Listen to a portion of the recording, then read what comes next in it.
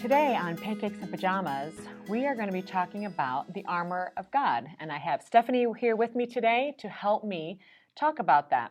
We go through different stages and flows of our life, and God has given us so many, tips and tricks, as I've called it before, in the Bible, of ways to help us get through these different stages and different flows in our life. And one of them is the armor of God. Today we're talking with Stephanie because Stephanie, we have had conversations before where she enjoys the armor of God. She's studied about it, she's listened to it, and so I thought she would be perfect for us to have on today. So Stephanie, welcome to Pancakes and Pajamas. Thank you. Very glad to have you today. Tell our listeners a little bit about yourself. All right. Well, first, before I tell anything about myself, I just wanted to do a quick endorsement of Mrs. Leah Woosley and who she is to me.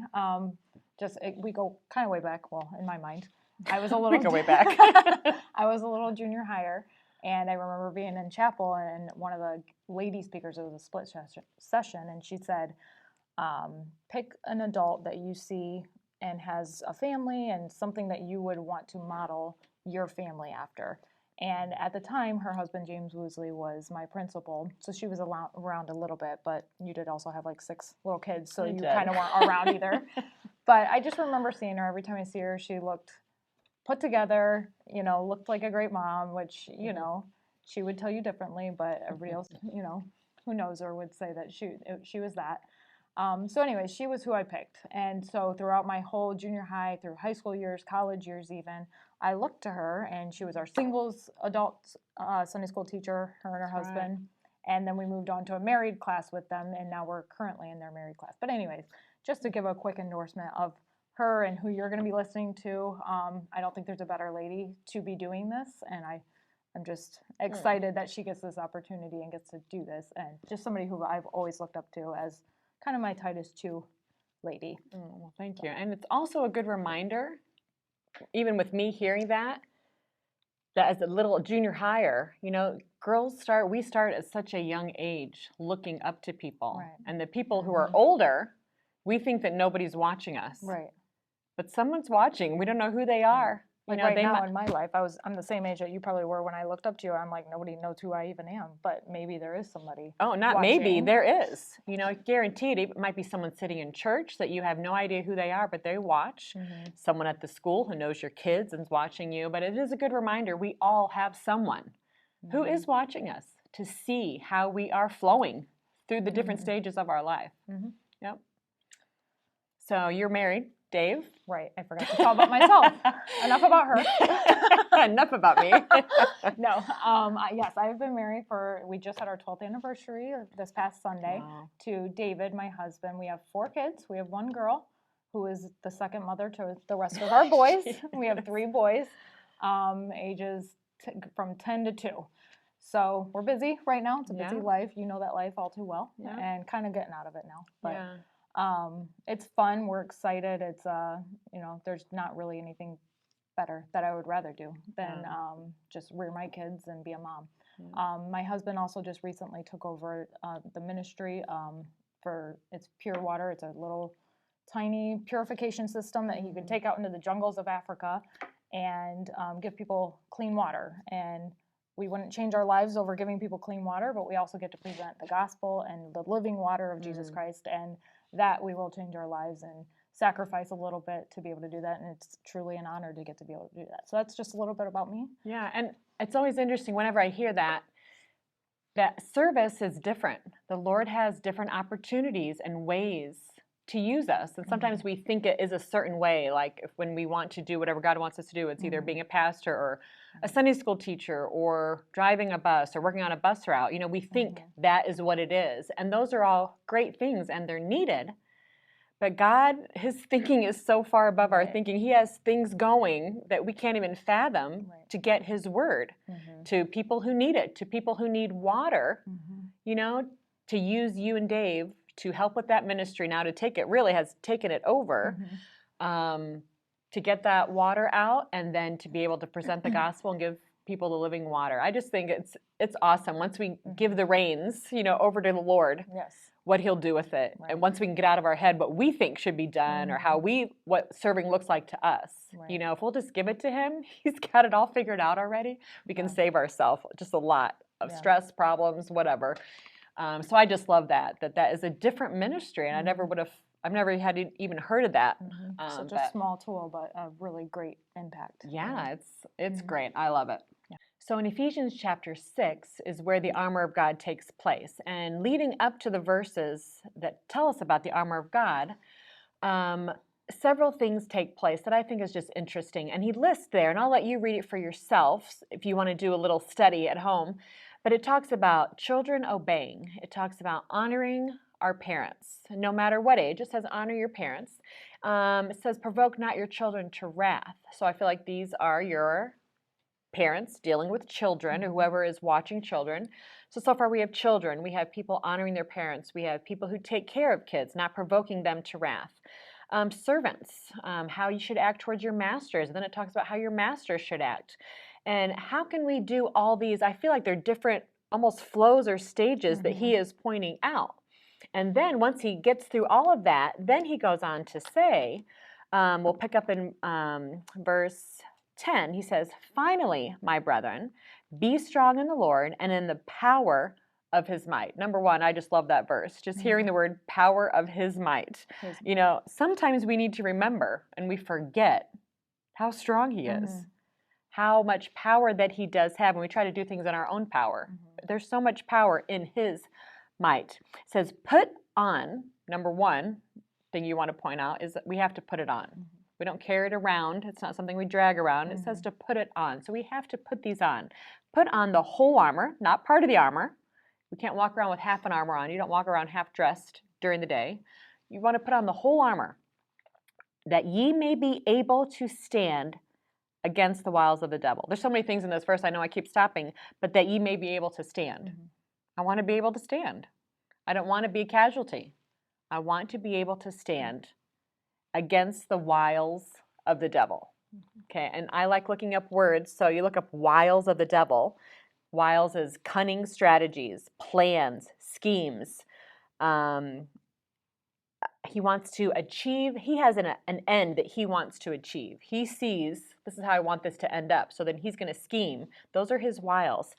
He has an end he intends for each and every one of us. Setting up schemes, manipulating, persuading. He tries to get one to do what one wants. And that is the one I feel like that gets me. Trying to get me to do what I want to do. And I'm really good at that. I like to do what I want to do. You know, if I'm feeling like, oh, I think there's a cold coming on, I don't need to go to church. It's a little cold outside. I think I could stay in and watch it online. That is me doing what I want to do because my flesh likes to be lazy. It doesn't like to be pushed. It doesn't want to do things sometimes the way I know they should be done. And so for us to do what we want to do, you know, someone's upset at you, you want to answer them in a certain way. That's doing what you want to do. Someone's mad, you want to react. Getting us to do what we want to do. And I feel like that one probably, maybe for me, I don't know how you feel about that. Well, and just justifying it in your mind, like it's not a sin to be sick and not go to church, right? You know, he gets us, that's a scheme of his that he uses, and a lie he'll tell us to not go to church, but we know that we can make it to church because we have a little sore throat or a cough. If there was something more important, a party, a friend, you know, ball game, basketball game, the kids are doing, right. We'll make it to those if we have a little cough. But you know, he allowed gets us to justify things like that. And I just feel like that's one of his schemes, one of his ways. Yeah, and I feel like it's one that just gets a lot of people. It's just doing what we want to do. I can listen to my flesh all day. It's lazy, but that battle with him is going to come. Whether we like it or not, it is just part of the Christian life. He is going to have wiles, and he wants to manipulate. He wants to do things to us. And so whether we want to or not, we are going to be in a battle. And so I don't know about you, but I want all the help I can get. We went on a senior trip to Jamaica a couple years ago, and we got I did not, but someone got sunburnt, like sun poisoning. So my husband made sure and took this sunscreen and just lathered it all up, you know, because he did not want to get sun poisoning. And so he did everything. Then we went snorkeling. Well, he forgot to do the back of his legs. And so guess what happened? Oh, he had like blisters this size just because he missed it. He did not put on the whole sunscreen. He put part of it on. And so part of him was okay. But the part he missed was the part he didn't put on. And we don't know what part is more important in this armor. God Right. says, let's put it all on because we don't know where the devil is going to attack. So we have to put it all on. We don't know where the sun is going to get you when you're out in the sun. So let's just put it on everywhere to prevent. And for me, I want to prevent a sunburn. I want to prevent all the itching and the blisters and all that. But more importantly in life, I want to prevent heartache. I want to prevent those things coming my way and destruction. So I just need to take the time it takes to put on the whole armor of God so that I can stand, and having done all, to stand. All right, so now we're going to go on to the next verse, and it says, "For we wrestle not against flesh and blood, but against principalities, against powers, against the rulers of the darkness of this world, against spiritual wickedness in high places." And I know that is a verse that has a lot in it. Is there something that you want to add? Well, to that? the first thing I see is that we wrestle. It's something that we have to wrestle against something. We're either wrestling against the devil or wrestling against what's right in front of us. And he wants us to see what's right in front of us. And that's usually not the thing that we're supposed to be fighting. He wants it to make it look like our spouse. We should be fighting with them. And, he's the one back there pulling strings and making things happen to cause discord. And same with the church. He wants us to, wrestle against people in the church and have issues and create discord there. And he wants us to look at what's right in front of us when he's behind the scenes doing all the dirty work. Yeah. And I think that is a great point to point out. And really to realize the next time that you're feeling like something's going on is just to take a step back and go, okay, what is really the matter here? Why am I upset? Right. What is going on? Okay, well, I'm not going to allow the devil to have a foot in the door on this. Like, this is ridiculous. This is what I know. I love my husband. This. Right. And sometimes it is. That is such a good point to point out on that verse, is that he's not going to do it in sometimes the obvious way. It is those things that we love, that we care for, that he wants to cripple, that he wants to destroy. Yeah. Yeah, I agree. That's great. Okay, so we're next down to verse 13. It says, "Wherefore take unto you the whole armor." Like we said, it's the whole armor. You got to put sunscreen everywhere, not just in certain places. So we want to put the whole armor on. We don't want any part exposed. "Whole armor of God, that ye may be able to withstand in the evil day, and having done all, to stand. Stand therefore, having your loins girt about with truth." And so that's where first thing we're going to talk about is the belt of truth. Right. So having your loins, I like to look up words too, just kind of like you. So it actually says, where do you go? Gird about with truth. So I looked up the word gird, and it says prepare oneself for something difficult. And so back in those days, I did a little research, and the belt actually was something that you tied on, and it like held on the breastplate and just kind of held together their uniform of. So you're preparing for all of that. You're preparing, number one, is to put on truth, to be able to put on everything else, and carry the weight of everything else of your armor that you're going to put on. And then truth, as Christians, our truth is God's opinion on a matter. That's what our truth should be based on, not how we feel, not what it looks like. It should be based on God's opinion. And we obviously know God's opinion comes from the Word of God. So just a little story from my younger days when I worked at Albany's. That was my first job. I got trained as the cashier, and they said anytime you have a $20 bill or higher come through your cash register, you have to take this pen, it was a certain marker, and mark through it. And if this was a counterfeit, happened to be a counterfeit bill, or if it was, not real, it would show a black line through it. And if it wasn't, if it was a real, authentic dollar bill, it would just be a clear line, so you wouldn't see it. There's not marks all over their bills. Okay. But it basically was an indicator, this pen was an indicator whether or not this was an authentic, whether it was a true dollar bill or a fake. And just as Christians, that if you line that up with the Bible, that's how our Bible should be to us in our Christian life. The devil's going to bring things along. He's a master deceiver. That's what he does. That's his whole entire life, and his whole entire job is to deceive, to lie, to come, to kill, destroy. And that's what he wants to do. And he's a master at it. And if we're not daily looking for truth, it's very easy. You know, somebody could sit here and tell me today, your hair's not red. And I'd be like, my hair's red. And they could tell me, your hair's not red, my hair's red. I know the truth. Right. You don't have to sit there and wonder and be deceived. And I'm not going to be deceived if I know the truth. So that's why it's important to know that truth. I wrote down one of the verses, John 8:44. Year of the Father. This is Jesus talking to some of the Pharisees who are questioning who he was. And he speaks back to them saying, year of the Father, the devil, and the lust of your father ye will do. He was a murderer from the beginning, and abode not in truth, because there is no truth in him. When he speaketh a lie, he speaketh of his own, for he is a liar and the father of it. And when you think of that, it's like, man, there's no truth in him. And I think back on Eve when she was deceived in the garden, and he does like to do half-truths. Well, so, I mean, there's no truth in him, but, you know, he gets you with half-truths. You know, he told Eve, take of this fruit, and God's not going to kill you. Your eyes are going to be opened, and that was true. Their eyes were open. I mean, he got her with a half-truth there. Their eyes are going to be open. You'll be like gods. That wasn't true. They're not going to be like gods.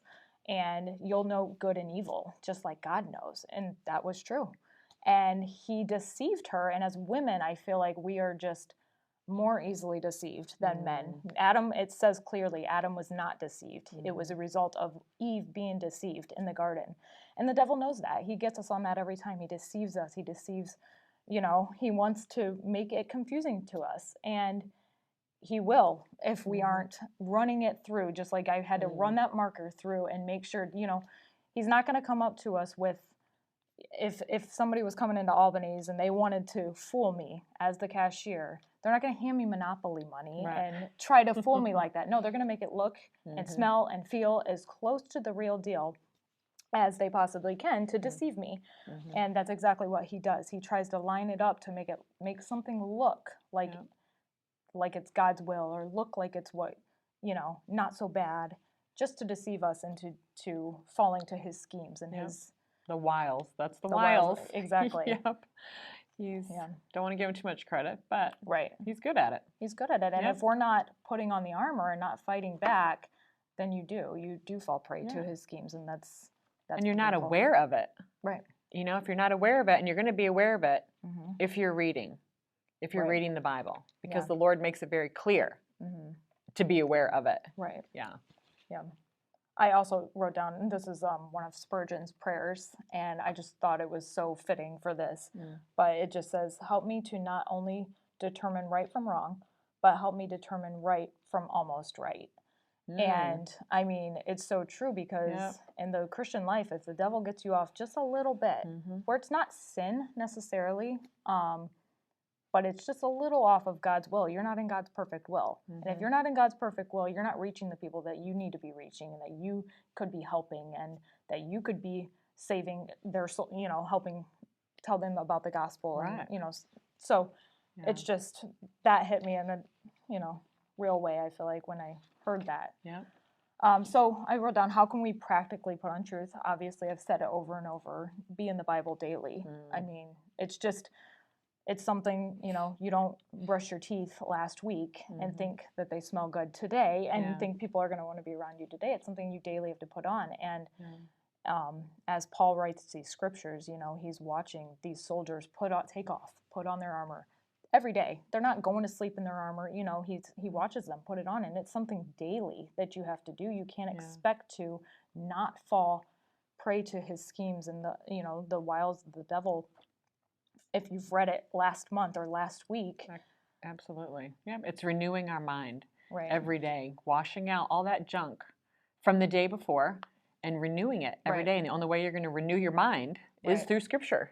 You know, to get how God's thinking, you need to let that wash over and wash out our thinking, wash out those wiles of the devil where he's trying to get us to do what we want to do. And then comparing it like that counterfeit, like, okay, this is what I'm thinking. Well, if we're reading our Bible, we can say, like, hey, that's not adding up. You know, this is where my thinking's off. Yeah, and absolutely. The devil, I feel like, especially as women, will attack like our value, where our value lies, and a lot of times will show us, you know, our value. He wants us to believe that our value lies in our beauty, our body, our social status, all those external things that you can see. He wants you to put your value in that. And I just wrote down, Proverbs 31, there's so many things where you look at God's value, what God sees as valuable in a woman is polar opposite of what the devil tells you is valuable. And so I'll just read a few of them out of Proverbs 31. Who can find a virtuous woman, for her price is far above rubies.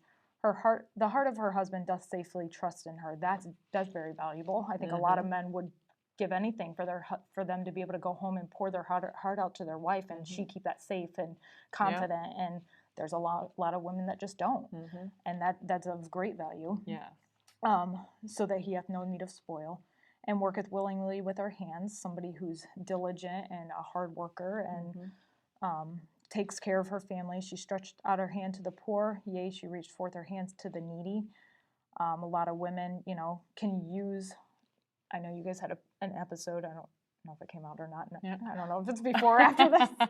But anyways, using what God, gives you to give to other people, and Yeah. She openeth her mouth with wisdom, and her tongue is the law of kindness. That's very valuable. You don't a woman that's critical and always, when you're around them, is speaking poorly of other people, and that is just, like you said, placing value. Sometimes we place it on the outward, right? And sometimes some of the prettiest people, they open their mouth. Yeah, that's not pretty, right? They are critical, and the Lord doesn't count that a high price. Doesn't give that a great price. Right. He is saying just the opposite. Right. And it doesn't mean you can't be both. It doesn't mean you can't take care of yourself and look a certain way. But we should be more focusing on how are we thinking? Right. How is our heart doing? How are we talking? How is our husband? Can he trust in us? Right. But yeah, those verses literally tell us what is a high price. Yeah. There's just a few more. Her children arise up and call her blessed. Her husband also, and he praiseth her. And this makes me think of just a few weeks, not weeks ago, maybe months ago, we had a birthday party for Mrs. Woosley. She's 50, just in case anybody wanted to know that. Thank you so much. She doesn't look it, though, so it's fine. We had her 50th party, so her husband threw her a surprise party. Well, we got together with a group of friends, and then her family was there for the beginning, and every single one of her kids stood around her, and it's a tradition in their family where they say something kind about the birthday person. But all of her kids stood there and, with tears in their eyes, said, my mom prayed for me. My mom was there for me. My mom, had a relationship with God that I could look to and want to pursue someday and, emulate. And then her husband looked at her and had us all in tears because he was sitting there crying about his wife. And I can guarantee you, when she looks back on her life, the life that she's lived, the value that she's placed in that, and not buying into Satan's lie of what's valuable, the beauty, the fame, the, anything that is right in front of us that we feel like is going to, the popularity, I need to be the most popular. I can guarantee you that night, and, I know she lives it every day, but she felt more valuable than the one that put all their value in their beauty when they were younger. And how the devil can get us so sidetracked. And I think because the older I get, I have said this to my husband so many times, I wish, you just want to, go to all the young girls, young ladies, and just, go with them all the time, say, nope, don't listen to that, no, don't think that way, because I feel like, and there's places where I struggled, but to be where I'm at and to not having gotten too sidetracked. I'm not perfect. There are things that I need to go back and okay, I wish I wouldn't have done that. But for the most part, I felt like I had a praying mom. So I felt like someone was praying for me to help keep me on the right track. And just being where you're supposed to be, reading the Bible, hearing truth, to get to a place where your kids are older and can say things about you that you're like, you know what, nobody saw that. That wasn't for everybody to see. That was for my family. That the Lord, that's how he intends it. We are trying to build strong families for him. And just to not get sidetracked, don't let the devil sidetrack us with thinking like, oh, I wish we could do this, or I think I'm going to go do this. I feel like this is valuable. And we just need to renew our mind every day. And what does God say is of high price? What is truth? How does he see me? What does he want from me? How does he say, how are my children going to rise up and call me blessed? Okay, well, I'm going to do that. What's leading up to that? Yeah. But that devil likes to get us sidetracked. That's why we have got to put on the whole armor. The whole armor, and starting with that belt of truth. Yeah. And then obviously, lastly, favor is deceitful, beauty is vain, kind of what I've been saying this whole Yeah, time, yeah. you know.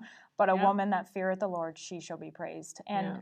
not that we want to get to the end of our life and that's what our goal is, that our children rise up and call us blessed. You know, that's Right. not the end goal. That's not why we're doing it. Right. But at the end of your life, you know, you follow Satan's way and his lie of putting your value in the external, you're going to get to the end of your life and feel empty and worthless. And that's why I think that you see the old women that are biddies and are mean and are just, they look how they Yeah. look, or they act how they look. Right. And then you see these beautiful old women that are filled with the Spirit, that have lived their life for God, that have not bought into Satan's lies because they had been in their Bible and, put on that belt of truth their whole life, that they look back on their life and they don't feel worthless. They feel of value at 60, 70, and they can give back then to the younger generation. Yeah, and they can say, hey, you know what? God doesn't lie. He is not the liar. The devil is. And there are so many examples, unfortunately, of both. But unfortunately, there's a lot of the one where people have just listened, had bought into what Satan. They always say, like, the first day with Satan is the best one, and then it's downhill. And I think we see that. We can all probably think of examples, but yet sometimes we get sucked right in because sometimes we think we're the exception. Right. But yeah, it's just very sad. But how important that belt of truth is, and just to put that on every single day, by hearing what God says. What is His truth? How do I need to take that with me today? How can I use that today? You don't know when you're going to need it, so let's just put it on. You don't know when you're going to need that sunscreen. Cloudy days, you don't think you need it. Sometimes you get burnt. So we don't know when we're going to need that belt of truth. So let's just be safe. Let's just put it on. All right, so after the belt of truth, so that's verse 14, we're going to continue to read. So standing therefore, having your loins girded about with truth, and having on the breastplate of righteousness. Now the breastplate, what does the breastplate cover? So the breastplate in the armor covers the heart. So we're going to talk about the heart just a little bit. And for a couple years ago, they started off with this big sign everywhere that said, follow your heart. Okay. You do not want to follow your heart. I don't know who came up with that, and maybe it's a cute little saying. Maybe they're thinking, oh, follow your heart if you want to do something. I don't know, but it's not good. Now we're going to hear about truth. The belt of truth, we're going to hear what God has to say about the heart. So first we're going to go to Proverbs 4:23, and it says, keep thy heart with all diligence, for out of it are the issues of life. Keep your heart. That's why the Lord said, hey, here's the breastplate. I'm having a hard time saying that. Breastplate of righteousness. I'm getting tongue-tied. Over here in Jeremiah chapter 17, and it's verses 9 and 10, it says, the heart is deceitful above all things. So the heart is deceitful above all things. So do not follow your heart. Your heart can be very deceitful and desperately wicked. Who can know it? So our heart is deceitful and desperately wicked. It goes on to say, I, the Lord, search the heart. So the Lord looks on our heart and He says, I try the reins, even to give every man according to his ways and according to the fruit of his doings. So the heart is deceitful and desperately wicked. We don't want to follow our heart. We want the breastplate of righteousness. Now we're going to go over to Proverbs 3, 5, and 6, which a lot of you know. You could probably quote that one with me. Trust in the Lord with all thine heart, and lean not into thine own understanding. All right, and the next verse says, in all thy ways acknowledge Him, and He shall direct thy paths. So I want Him to direct my path. I don't want to follow my heart. I don't want to follow my own path. I need Him to direct my path, because my heart is deceitful. My heart can deceive me to tell me what is right to do, what is wrong to do. I need the Lord to look at my heart. I need Him to have the reins. Like the reins on a horse. We want to hand those over, just like we talked earlier about the water system. Sometimes we think we know what is best, which way to go. And those reins, the Lord says, give those over to me. He's got something better planned that we could ever imagine. And one way that we need to do that is to have on that breastplate of righteousness. We need to have it, put it on, and know, like, you know what? Is what my heart is telling me to do?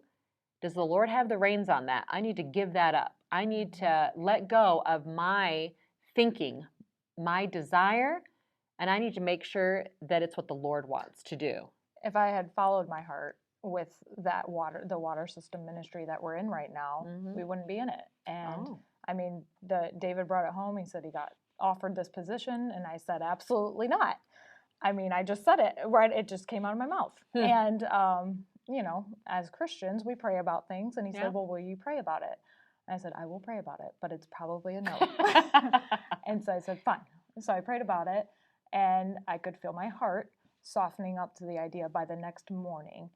And, you know, if I listened, like I said, if I listened to my heart, we would not be doing that. And through prayer, you know, God shows us, and God, like you said, you know, we have no idea where God's going to lead us, but if we don't give him our heart, we're not going to be in his will. Yeah. Because if I hadn't given that part of myself, then we would be still doing what we probably shouldn't be doing right now. Yeah. So. And it's another way that the world likes to push these little things in. You know, how interesting, follow your heart. I see that all the time on little girls' shirts. Yeah. And I'm, you know, I'm going shopping for Bridget, and I'm like, follow, nope, I'm not, nope, not. I mean, all the time I see it. And the little signs that they have for the girls' rooms, follow your heart. And yeah, you just have to be aware. Like, the devil isn't just little things. It's just those little unassuming cute things. You know, he just wants to slide it in and wants you to think about it. Right.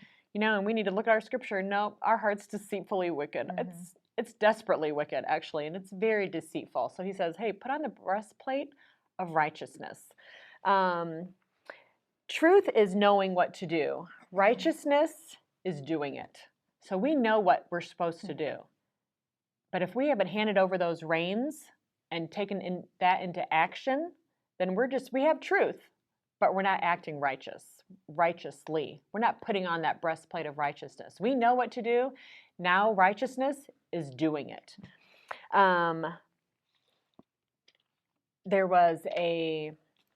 We used to have a table in our kitchen, and it had little drawers, like where you could put little napkins, you know, at each end. And one day I was in the kitchen, and it was in the summer, and I just noticed, you know, you get those gnats. And I'm like, all right, who has left something around the kitchen? Someone's always put a banana. It somewhere.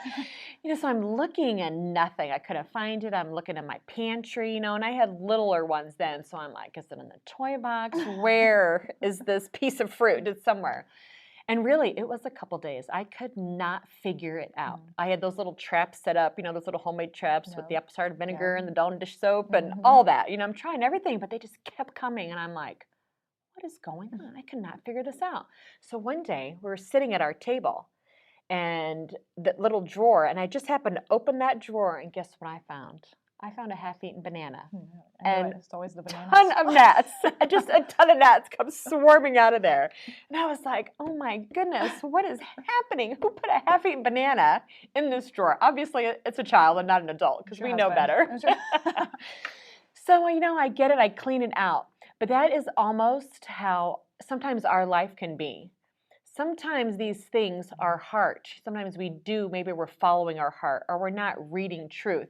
And we're opening up a little door. Now, I didn't do it intentionally. Like, we didn't put that banana there because we wanted fruit flies. We do it unintentionally, just like, oh, I'm going to eat that for later. Or, you know what, I'm going to think about that. Or, you know what, I'm going to just like ponder on this. And we leave an open door for uninvited things to come.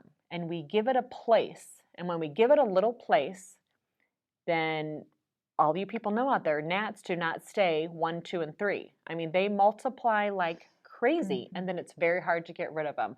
And so we invite those little things that are little maybe in our lives. If we're not washing stuff off with truth, if we're not guarding our heart and giving God the reins of our heart, we're inviting and giving a place to live for things that we don't want. And then it will get a little out of control, and all of a sudden we realize, oh, I think that's okay. And our thinking starts to change because we have uninvited guests in there. It wasn't intentional. It was unintentional. That banana, I mean, I didn't put that banana there. It was there by accident, but it brought along a whole bunch of frustration. And sometimes we just do that if we're not putting on these pieces of armor. We're sometimes unintentionally inviting things in that we don't want if we're not putting on our armor. And we need to ask the Holy Spirit who lives inside of us, ask the Lord to reveal anything not right in our heart that is attracting those fruit flies. Ask the Lord every day, dear Lord, here are the reins. What is something in my life that is going to attract some things that I don't want living there? Are we bold enough to do that? Are we willing enough to do that? And sometimes we're not about certain things because we want to do what we want to do. Well, let's take that back. That's the wiles of the devil. So if we can't ask the Lord, what do you think about this? Then you better watch out, because more than likely in a little while, you're going to be swatting at fruit flies that you have taking over your life. And not that those can't be taken away, and they can, but it's going to take some time. It's going to take time to get those back out, but we just need to be aware what is going on and then say, hey, dear Lord, here are the reins. This is what I want to do. This is what I think about this. This is how I want to talk to this person. Is this how I'm supposed to be doing it? We need to ask the Lord, hey, look at my heart. What do you think about things? Tell me, what do I need to weed out? I don't want anything living there that shouldn't be living there. It reminds me of the verse, search me, O God, try me and know my heart. And it is sometimes can be a vulnerable place to be like, tell me anything that's not quite up to your standards in my heart that's wrong. And then to follow it by action, by getting rid of that and not creating an environment for these, like you said, wrong things to come into our life unintentionally. Yeah. Well, that's all we have time for today. Thank you so much for joining us on Pancakes and Pajamas. We've actually broken this armor talk up in 3 parts. So part 2 will be coming out soon. Have a great day.